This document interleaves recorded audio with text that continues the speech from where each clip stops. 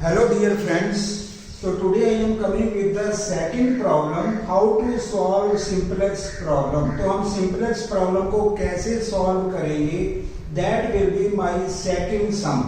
तो मैंने यहाँ पे maximize का केस लिया. There are original two variables x and y and there are four constraints in the problem. तो हमारे पास this problem will be known as pure problem. जब मिक्स प्रॉब्लम होती है तो वहां पे हमारे कंस्ट्रेंट कुछ लेसर होते हैं और कुछ ग्रेटर होते हैं, but there is a pure problem and that is having only lesser constraint. That will be my second problem, how to solve simplex. तो हम सिंप्लेक्स को कैसे सॉल्व करेंगे, जहां पे हमारे फोर कंस्ट्रेंट होंगे, फोर इक्वेशंस होंगी and there are two main variable x and y. तो यहाँ पे पहला कंस्ट्रेंट भी लेसर है जहां पे हमारा स्लैक वेरिएबल ऐड होगा. सेकंड वेरिएबल भी हमारा कंस्ट्रेंट लेसर है जहां पे हमारा स्लैक वेरिएबल होगा. थर्ड कंस्ट्रेंट इज लेसर और equal to then variable slack variable हम ऐड करेंगे. नंबर 4 होगा हमारा फोर्थ कंस्ट्रेंट लेसर, तो यहाँ भी नंबर 4 स्लैक वेरिएबल ऐड होंगी. जैसा मैंने लास्ट लेक्चर में कहा था, whenever there are lesser or equal to, we have to add only slack variables. तो यहाँ पे 4 slack variable को हम ऐड करेंगे and objective is maximize. तो पहला हमारा स्टेप होता है, जैसे हम अगर स्टेप्स बनाएं तो पहला स्टेप नंबर 1 हम इसको कह सकते हैं कि we have to adjust the equations. Number 1 होगा एडजस्टिंग द इक्वेशंस. तो सबसे पहले हम ऑब्जेक्टिव को एडजस्ट करेंगे. तो ऑब्जेक्टिव को एडजस्ट करने के लिए मुझे क्या यहाँ पे लिखना पड़ेगा, 300x plus 400y plus 0s1 0s2 0s3 0s4, क्योंकि यहाँ पे 4 लेसर के कंस्ट्रेंट हैं और ऑब्जेक्टिव में हम ओनली डिस्प्ले डालते हैं. कौन से हमारे बेसिक वेरिएबल यहाँ पे डिस्प्ले होंगे, यहाँ पे 4 स्लैक वेरिएबल हम डिस्प्ले कर रहे हैं जिसका नेम होगा 0s1 0s2 0s3 0s4. Now coming in the constraints. अब हम अगर कंस्ट्रेंट को डिस्कस करें तो ये बनेगा 5x plus 4y plus s1 plus 0s2 0s3 0s4 is equal to 200. हमने पहले स्लैक वेरिएबल को ऐड कर दिया. जब हम ऐड करते हैं तो 1s1 करके करते हैं, जिसको हम लिख सकते हैं s1, रिमेनिंग विल बी 0 0. अगर हम सेकंड इक्वेशन में जा रहे हैं वो होगा 3x plus 5y plus 0s1 plus s2. अब हमारा जो बनेगा सेकंड जो बेसिक वेरिएबल होगा वो 1s2 करके आएगा, जिसको हम कह सकते हैं s2. Remaining will be 0s3 and 0s4 is equal to 150. Number third equation 5x plus 4y. अब हमारा थर्ड जो होगा वो होगा s3 और remaining will B 0s1 0s2 and 0s4. उसके बाद नंबर 4 कंस्ट्रेंट में इक्वेशन में हमारा 4 स्लैक वेरिएबल ऐड होगा, जिसको हम करेंगे s4. Remaining will be 0 0.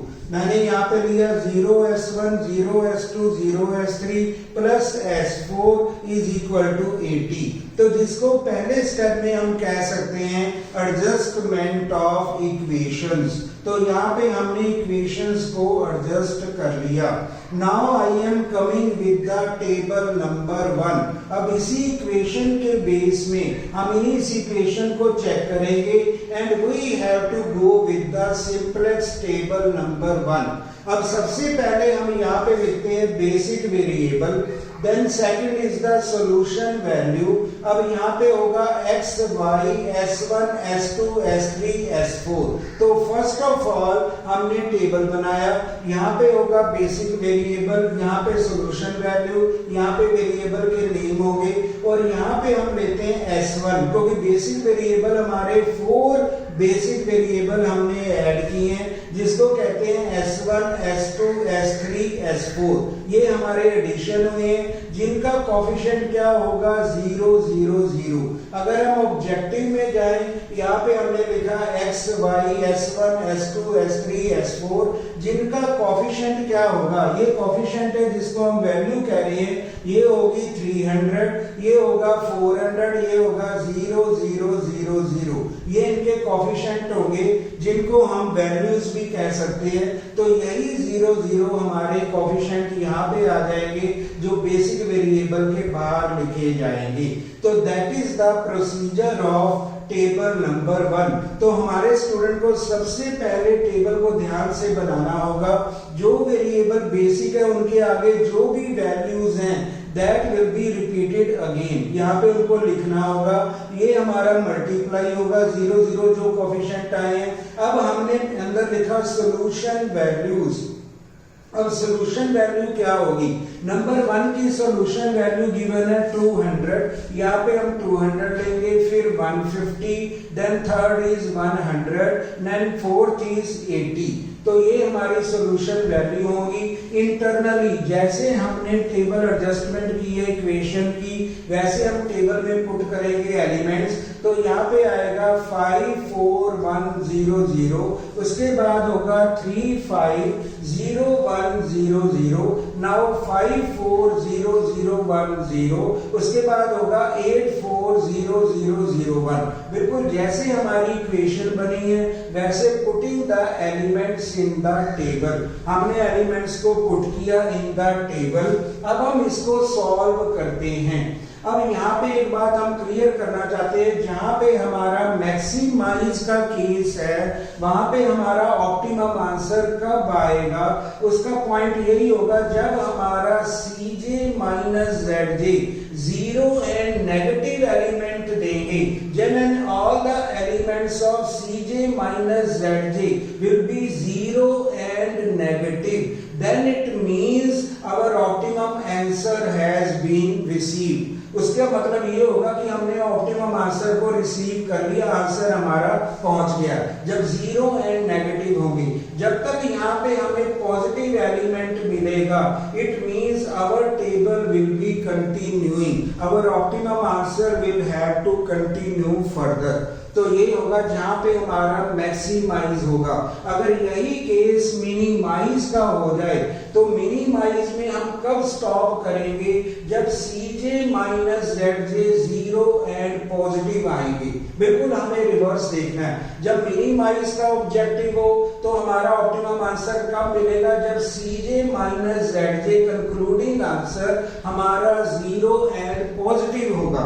जब हम मैक्सिमाइज का केस कर रहे हैं तो हमारा जो Cj माइनस Zj का कंक्लूडिंग आंसर है वो जीरो एंड नेगेटिव आना चाहिए, then we have to stop the sum. Maximise में हमें Cj minus Zj zero and negative चाहिए for stopping, for concluding of sum. अगर हमारा मिनिमाइज है then Cj minus Zj should be zero and positive for conclusion of sum. तो अब पहला table हमने बनाया, solution value everything we have written.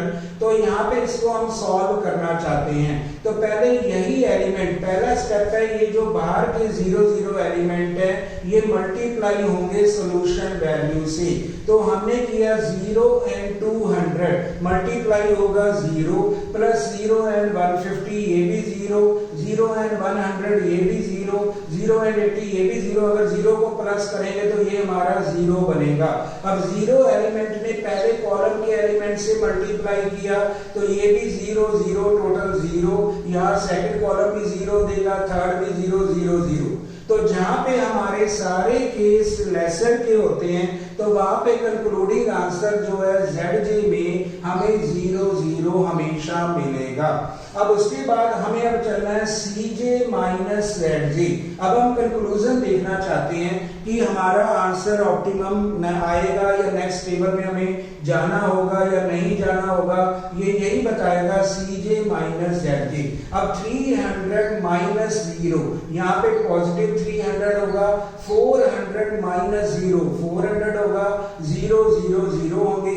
अब यहाँ पे मैक्सिमम जो हमें एलिमेंट मिल रहा है वो है पॉजिटिव, दैट इज 400। तो entering variable deciding that is second number column we have to enter.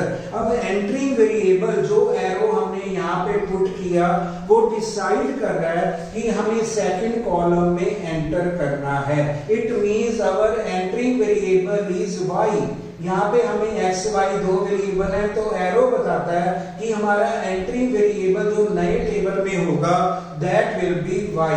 अब यहाँ पे एंट्रिंग वेरिएबल डिसाइड हो गया।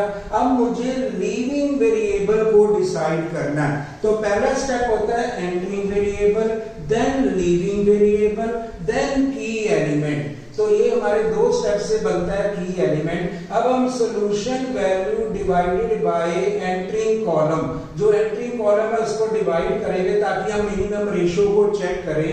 तो ये बनेगा 200 डिवाइडेड बाय 4, यहाँ पे होगा 50, 150 डिवाइडेड बाय 5 ये होगा 30, 100 डिवाइडेड बाय 4 ये होगा 25, 80 डिवाइडेड बाय 4 ये होगा 20। तो हमारे पास मिनिमम रेशियो आई है, तो इसमें हमें मिनिमम पॉजिटिव आंसर लेना होता है। अगर नेगेटिव आंसर आएगा उसको हम लीव करेंगे, नेक्स्ट पॉजिटिव आंसर को हम लेते हैं। तो मिनिमम पॉजिटिव आंसर बनेगा 20। It means we are leaving this variable. अब हम S4 को लीव कर रहे हैं और हम एंटर कहां कर रहे हैं? हम एंटर कर रहे हैं y में, और यहाँ पे हमारा सर्कल हो जाएगा जिसको हम कहते हैं की एलिमेंट। अब की एलिमेंट जब भी हमें बनाना है, एंटरिंग वेरिएबल और लीविंग वेरिएबल का कॉम्बिनेशन बनाता है की एलिमेंट। अब की एलिमेंट इसको हमें 1 बनाना है, इसको हमें 0 बनाना है, इनको 0 बनाना है, उसको 0 बनाना है। That will be coming in the second table। अब इसको 1 बनाने के लिए अब हमने फिर सेकंड टेबल ओपन किया, basic variable, solution value x y s1 s2 s3 s4, इनके कोएफिशिएंट हमने नोट किए 300 400 0 0 0। अब फोर्थ लाइन, अब जो हमारी फोर्थ रो है वहां पे हमारा की एलिमेंट है 4। तो इसका मतलब पहली रो जो बनेगी वो फोर्थ रो बनेगी जिसको हम प्राइम रो कहेंगे नए टेबल में। तो नए टेबल में यही बेसिक रो होगी, यही प्राइम रो बनेगी, and we have to write by making it 1। अब इसको की एलिमेंट को हम 1 बनाएंगे और तभी हम इसको फोर्थ टेबल में लिखेंगे। अब dividing the fourth row by 4, हम फोर्थ रो के सारे एलिमेंट को 4 से डिवाइड करेंगे क्योंकि यहाँ पे की एलिमेंट 4 है। अगर यहाँ पे 5 एलिमेंट होता तो हम पूरी रो को 5 से डिवाइड करते ताकि ये 1 बन जाए। अब मैंने 4 से डिवाइड किया क्योंकि की एलिमेंट इज 4, तो हमने 4 से डिवाइड किया। S4 इज गोइंग, उसके बदले कौन आ रहा है? y। That will be our fourth row. Fourth row में ही y आएगा, जैसे हमारा y एलिमेंट गिवन है, y वेरिएबल गिवन है, उसके साथ हमारा कोएफिशिएंट भी 400 आ जाएगा। जहां पे वेरिएबल जाएगा वहां पे कोएफिशिएंट भी आ जाएगा 400। रिमेनिंग हमारे बेसिक वेरिएबल वही रहेंगे, S1 S2 S3 0 0, उनके कोएफिशिएंट आ जाएंगे। अब पहला काम होगा dividing the fourth row by 4। अगर हम 4 से डिवाइड करेंगे तो सॉल्यूशन वैल्यू यहाँ पे 20 आ जाएगी, ये 2 1 0 0 और लास्ट में बनेगा 1/4। तो ये हमारी फोर्थ रो आएगी। अब मेरा काम होगा इसके कोरेस्पॉन्डिंग को 0 बनाना, इनको 0 बनाना और इनको 0 बनाना। सबसे पहले हम थर्ड रो को 0 बनाएंगे। अब थर्ड रो को अगर 0 बनानी है तो मैंने रफ वर्क भी किया हुआ है ताकि that should be clear to student कैसे हम 0 बनाते हैं। तो थर्ड के मैंने एलिमेंट यहाँ पे उतार लिए 100 5 4 0 0 1 0।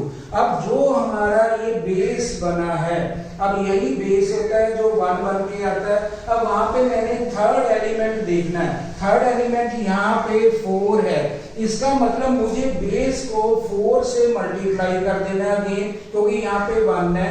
4 minus 4 should be 0. Again multiplying the base row by 4, और उसको रफ वर्क में हम लेस कर देंगे।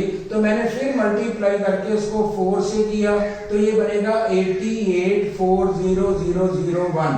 अब इसको हमने लेस कर दिया तो हमारा आंसर जो थर्ड रो में जाएगा, थर्ड रो को हम यहाँ पे फिल करेंगे, वो होगा 20 माइनस 3 0 0 0 1 माइनस 1। हमें माइनस का भी ध्यान देना है क्योंकि हम लेस कर रहे हैं, तो यहाँ पे बनेगा 20 माइनस 3 0 0 0 1 माइनस 1। ये मैंने थर्ड रो को फिल कर दिया। अब मैं आता हूं सेकंड रो में। अब सेकंड रो में भी कोरस्पॉन्डिंग ये 0 होना चाहिए। जहां पे हमें 5 दिख रहा है, नए टेबल में 0 होना चाहिए, तो इसी को हमने पहले रफ वर्क में ले लिया 153 5 0 1 0 0, इसको हमने यहाँ पे ले लिया। अब यहाँ पे मुझे 5 दिख रहा है, अब बेस मेरा यहाँ पे 1 दिखा रहा है नए टेबल में। अब पहले मैंने इसको 5 से मल्टीप्लाई किया और इसको बाहर वर्किंग नोट में रख दिया। ये हमने रफ में करना है, 0 बनाने के लिए हमें रफ में करना है। तो मैंने पहले बेस को 5 से मल्टीप्लाई किया। अगर हम बेस को 5 से मल्टीप्लाई करते हैं जो 1 बना हुआ है, तो ये बनेगा 110 5 0 0 5 अपॉन 4। अब इसको मैंने सब्ट्रैक्ट किया तो हमारा सेकंड रो में आंसर आएगा 50 माइनस 7 0 0 1 0 माइनस 5 अपॉन 4। तो ये हमारी सेकंड रो बन जाती है।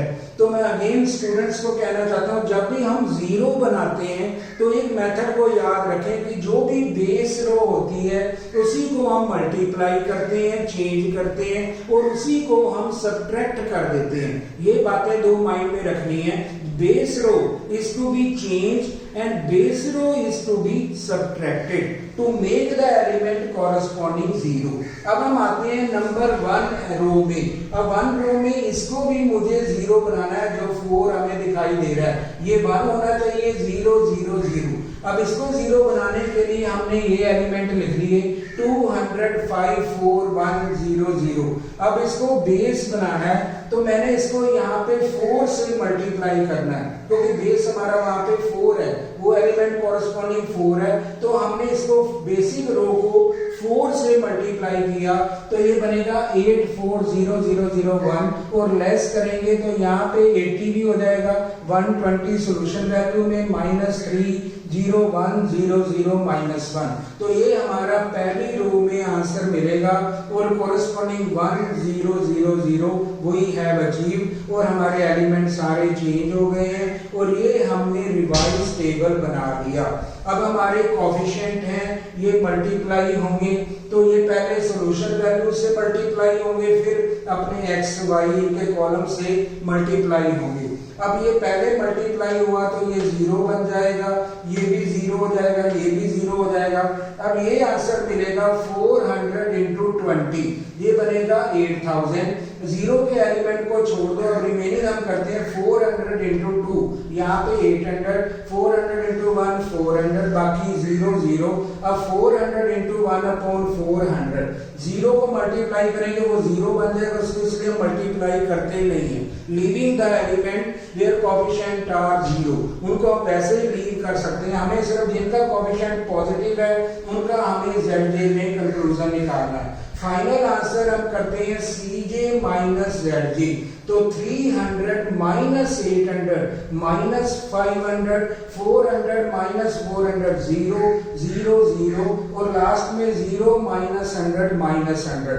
तो अब ये सम अगर हम सॉल्व करें, देखने में इसके 4 कंस्ट्रेंट हैं, लेकिन our answer has come in the second table. अब हमने सेकंड टेबल में ही आंसर को अचीव कर लिया है। इसका लॉजिक क्या होगा, क्योंकि CJ माइनस ZJ हमें आंसर दे रहा है 0 and negative in the second table itself. तो सेकंड टेबल में जहां पे 0 एंड नेगेटिव आ जाएगा, इसका मतलब हमारे सिंपलेक्स में ये होता है मैक्सिमाइज में कि we have achieved the optimum result. हमने ऑप्टिमम आंसर को अचीव कर लिया है। अब ऑप्टिमम आंसर क्या होगा, अब ये आंसर होगा टोटल होगा मैक्स दैट 8000 और x की वैल्यू यहाँ पे कुछ भी हमें दिखाई नहीं दे रही, then x will be 0, y हमारा होगा 20 और मैक्सिमाइज होगा 8000।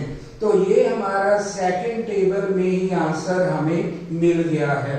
तो ये हमारा लॉजिक है। सबसे पहले हम अपनी इक्वेशंस को एडजस्ट करें, then we have to put in the table, और उसके बाद एंटरिंग वेरिएबल डिसाइड करें, लीविंग करें, वहां से हमें की एलिमेंट मिलेगा, then key element should be 1, remaining will be 0 0 0, ये होना चाहिए। और इसको करने के लिए हमें सारे एलिमेंट बदलने पड़ते हैं, हमें रफ वर्क बनाना होता है। तो रफ वर्क जो हमें आंसर देगा वो हम रोज में पुट करते जाएंगे।